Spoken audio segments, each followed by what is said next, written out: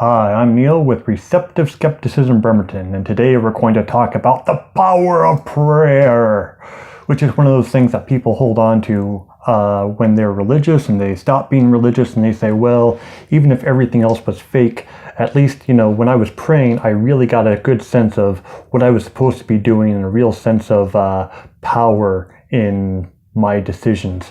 And I want to be able to extract all the best parts of prayer from back in the day and be able to stick it into a skeptical atheist worldview so that we can still hold on to whatever benefit that might have had.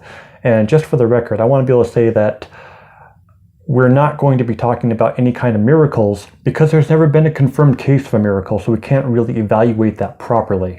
That doesn't mean that there's never been a miracle, but not one that's been confirmed that we can evaluate for these purposes. So we're going to be talking about things like personal development and helping out your station in life. That's going to be the purpose of this video. So step one in an atheist prayer should probably be just determining what it is that you want to do, or what do you want. If you want a new car, or you want to be able to talk to someone better, first get it settled that this is a real thing, no backsies. So just as if you were talking to the creator of the universe and the Lord of all, it's got to be pretty solid, because you don't want to mince words with God, so you don't want to mince words with yourself. Be as specific as possible about what you want, and then start thinking about how you're going to do it. I want a car, I need to save money, I need to make money, I need to learn about financing, I need to start looking around, whatever the steps are, and probably get them written down, get them precise. The same way that if you were talking to the almighty God of the universe, you would want to be able to tell him, I am helping myself. God helps those who help themselves. Or at least he's really good at taking credit for it. Then when you have a good sense about what you want and what the best way to go about getting it is, when are you going to do it? When is this possible? Because not everything is possible at all the same time. There are certain windows. There's times when businesses are closed.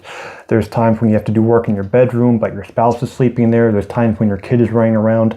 So you want to be as precise as possible about when each task is available to you. And you want to have these tasks probably written out in a way that's organized so that you can still maximize your goals. Because if you could just wake up and work toward all of your goals at all times, everything would be easier, but it's not. We have these complications. I want to be aware of these complications ahead of time so that we don't get frustrated when things start falling apart on us. So make things as real as possible. Make it as time accurate as possible. And remember that the same way that you pray every day, or that you pray multiple times a day, we want to be able to keep reviewing our goals consistently, especially if you fail. So if you've got a plan to do some kind of a work and you don't do it, that's valuable data, and you don't want to ignore that data. So if this was a prayer to God, you would ask for forgiveness because you didn't do this thing, and then because you'd feel ashamed, you would try to find ways to change that in the future. But from a skeptical perspective, we're going to say that this is data that I wasn't successful because I didn't have enough time, or I didn't plan my day out right, or I didn't take into account that bad things could happen throughout my day. So now that we have this new data, that we're going to be getting bad phone calls, that I might get sick, or whatever happens, have it written down, have it worked into your plan. That if A happens, I'm going to be doing steps 1, 2, 3, 4. And if B happens, I'm going to do steps 1, 2, 3, 4. And make it as real as possible. And at first, this sounds very convoluted, it sounds very long, but this becomes natural. This becomes just a thing where I'm going to have a task and I'm going to have all the backup plans. And because a lot of your goals are going to be similar to each other, because they're all coming from you, a lot of your backup plans are going to be similar. So this really does get a lot easier with time. In general, with most of my videos, the big goal is to go from a sitting, relaxed position to standing up and moving towards things.